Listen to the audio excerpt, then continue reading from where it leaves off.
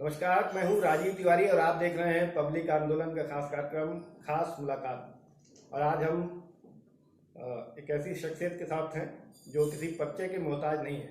जी हाँ, नाम है सतीश महाना, उत्तर प्रदेश विधानसभा के अध्यक्ष, लगातार अखबार के जनप्रतिनिधि। महाना जी, बहुत बहुत स्वागत है आपका। थैंक यू, धन्यवाद। ये बताइए कि आप विधानसभा अध्यक्ष के रूप में जिस तरीके से इनिशिएटिव ले रहे हैं, कहाँ से ये आपको जो है किस प्रकार से आइडिया आ रहा है?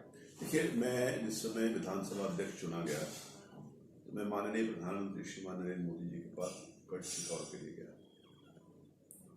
उन्होंने कृपापूर्वक मुझे बहुत समय दिया, लगभग हम लोगों ने 20-35 मिनट बातचीत करने का मुझे अवसर प्रदान किया उन्होंने।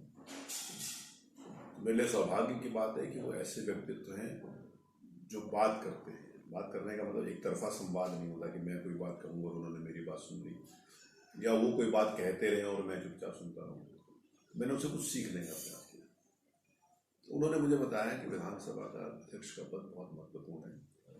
इसमें आप विधायी कार्यों को कैसे अच्छा अंजाम दे सकते हैं, विधायकों के साथ सीधा संपर्क संवाद कैसे बना सकते हैं, इसकी ओर आपको ध्यान देना। उन्होंने मुझे कुछ टिप्स दिए। उन्होंने कहा अगर कोई अच्छा बोले तो उसको लिख कर भेजना कि आपने बहुत अच्छा बोला।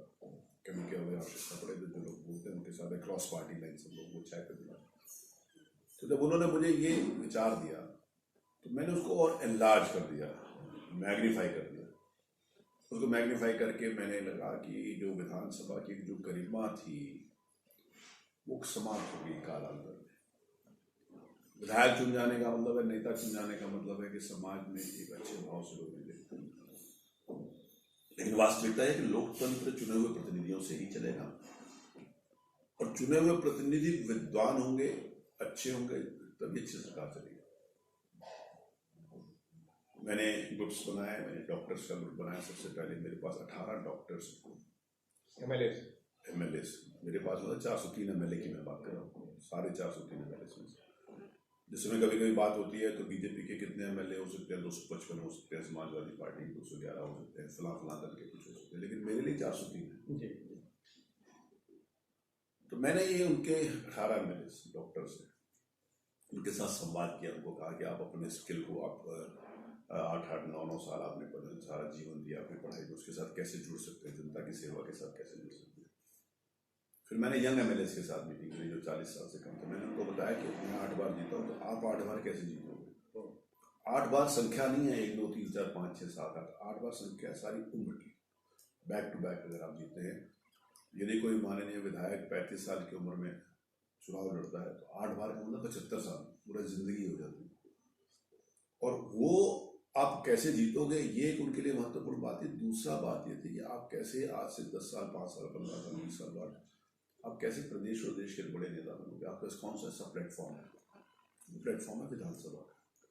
तो विधानसभा का उपयोग आप अपने स्किल के लिए, अपनी योग्यता के लिए, अपनी पहचान के लिए कैसे उपयोग कर सकते हैं, जनता के हित के लिए, जनता के समस्याओं के समाधान के लिए कैसे उपयोग कर सकते हैं। मेरा मकसद केवल इतना है कि जो जनता ने जिन प्रतिनिधियों को चुना है वो प्रतिनिधि विधानसभा के प्लेटफॉर्म के माध्यम से अपनी पहचान बनाए, अपने क्षेत्र की जनता की समस्या का निराकरण करें।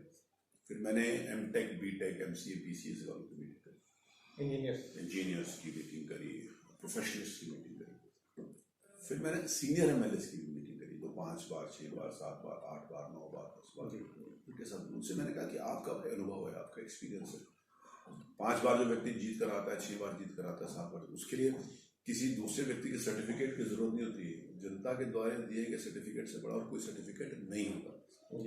तो वो बहुत वरिष्ठ लोग हैं। मैंने उनको कहा कि आप कैसे अपनी योग्यता के, अपने अनुभव को, अपने एक्सपीरियंस से आप कैसे आप यंग एमएलए में ट्रांसफर कर सकते हैं। आप कैसा विधानसभा में आप कैसा बोलेंगे, आपसे लोग सीखेंगे, आपका व्यवहार, आपको लोग देखते हैं सीनियर होने के नाते से, आप कैसे योगदान कर सकते हैं विधानसभा की गरिमा बढ़ाने।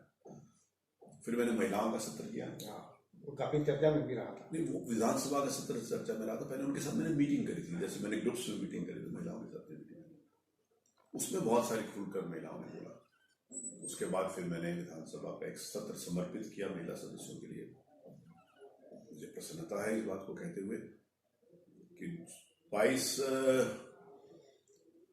सितंबर से पहले जो माननीय विधायक महिला सदस्य हैं जो विधानसभा में बोलती नहीं थी, 22 सितंबर के बाद मेरे पास आके अधिकार पूर्वक कहते हैं कि आप हमें और समय दीजिए, हमने अपनी और बात ये अच्छी बात है। एक बहुत अच्छी बात है, एक महिला सदस्य चौथी बार जीत कर आई है।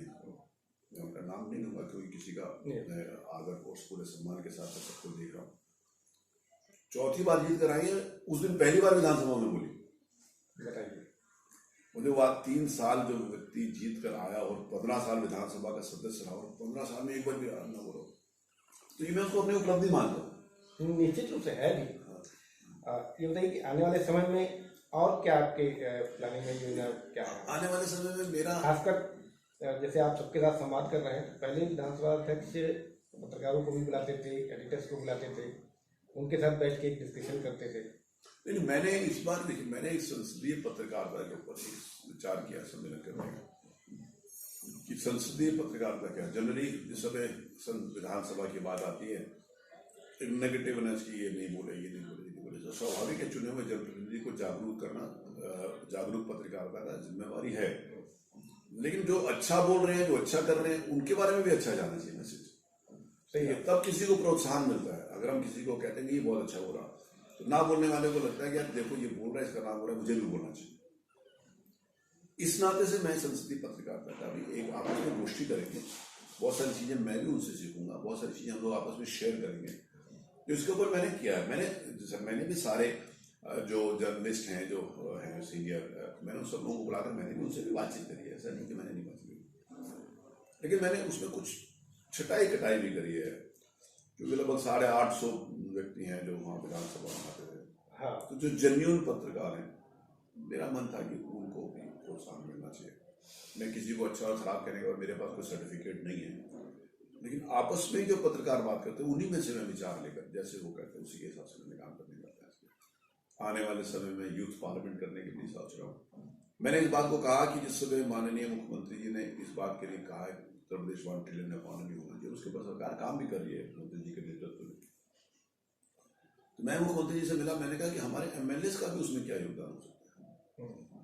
जो ऑफिसर पढ़ लिख कर पढ़ते हैं, बहुत दिन रात पढ़ के बड़े अफसर बन जाते हैं, IAS बन गया, मैं उनका सबका सम्मान करता हूँ।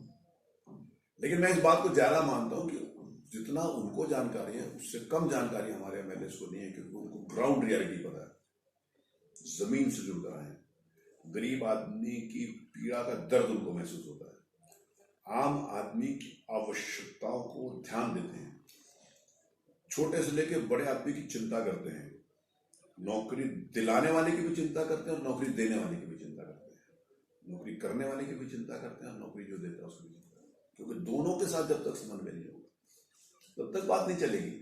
ये बहुत मैं इस बात को बड़ी जिम्मेवारी के साथ कहना चाहता हूँ कि वहाँ पे क्षेत्र का जो जनप्रतिनिधि होता है, वहाँ पे क्षेत्र तो सुविधा, मेडिकल सुविधा कैसे मिले उसकी चिंता करता है, रोटी रोजी उनकी चले कैसे चिंता करता है, हर व्यक्ति उनकी पढ़ाई की चिंता करता है।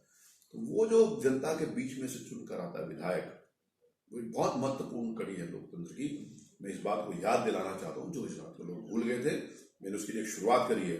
मुझे नहीं मालूम कि मैं कितना सक्सेसफुल होऊंगा, मैं इस बात का दावा करने के लिए तैयार नहीं हूँ कि 6 महीने, साल भर, 2 साल, 3 साल में 1 साल का सारा परिवर्तन हो जाएगा। लेकिन हाँ, मुझे इस बात का विश्वास है कि जो एक गरिमा विधायिका की समाज के बीच में से गिरी थी, जो एक गरिमा विधायकों के समाज के बीच में से गिरी थी, उसको आगे बढ़ाने का काम। हाँ जी, आमतौर पर देखा गया है संसदीय लोकतंत्र के इतिहास में कि जो भी विधानसभा अध्यक्ष होता है या लोकसभा अध्यक्ष होता है, तो कहीं कहीं सत्ताधारी दल के पक्ष में उसका रुझान रहता है। इसको कैसे माने, क्योंकि विपक्ष का यही आरोप रहता है कि हमारी बातें सुनी नहीं गई, हमारे प्रस्ताव को। मुझे नहीं लगता जब से मैं अध्यक्ष बना किसी विपक्ष वाले ने ये आरोप लगाया, मेरे पे कोई आरोप नहीं लगा। और मैं विपक्ष को भी पूरा संरक्षण देता हूँ। विपक्ष को सरकार की नीतियों की आलोचना करने का अधिकार है, सरकार को सुझाव देने का अधिकार है। मैं विपक्ष से केवल इतनी बात की अपेक्षा करता हूँ कि आपको जो भी आपने सुझाव देने आप दीजिए, आपने जो भी आलोचना करिए करिए, लेकिन आलोचना के शब्द तीखे तो हो सकते हैं, अभद्र नहीं हो सकते। इस बात का मैं जरूर ध्यान रखता हूँ। सरकार को स्वाभाविक रूप से, सरकार बहुमत में है, सरकार का काम है जनता के लिए बिल पास कराना, जनता के लिए हित में बात सोचना, तो सरकार के प्रति संरक्षण तो रहता ही है, लेकिन विपक्ष के प्रति भी उतना ही संरक्षण रहता है जितनी बात वो कहना चाहते हैं मैं उनको जरूर अवसर देता हूँ। बहुत बहुत धन्यवाद हमसे बात करने के लिए। Thank you. ये थे सतीश महाराज जी, उत्तर प्रदेश विधानसभा के अध्यक्ष, जिन्होंने अपने नाम के अनुरूप, प्रतिष्ठा के अनुरूप विधानसभा अध्यक्ष बनते ही ऐसी इन्होंने अपनी प्लानिंग उसमें की। महिला विधायकों को एक मौका दिया उन्होंने, इसके अलावा डिजिटल किया विधानसभा को, और अब यूथ असेंबली करने की योजना बना रहे हैं। हमसे जुड़े रहिए। हमारे चैनल को अभी तक आपने अभी सब्सक्राइब नहीं किया है तो इसे सब्सक्राइब कर दिए। इस वीडियो को अगर ये आपको अच्छा लगा हो तो इसे लाइक करें और शेयर करें। बहुत बहुत धन्यवाद। जल्द मिलते हैं किसी और शख्सियत के साथ।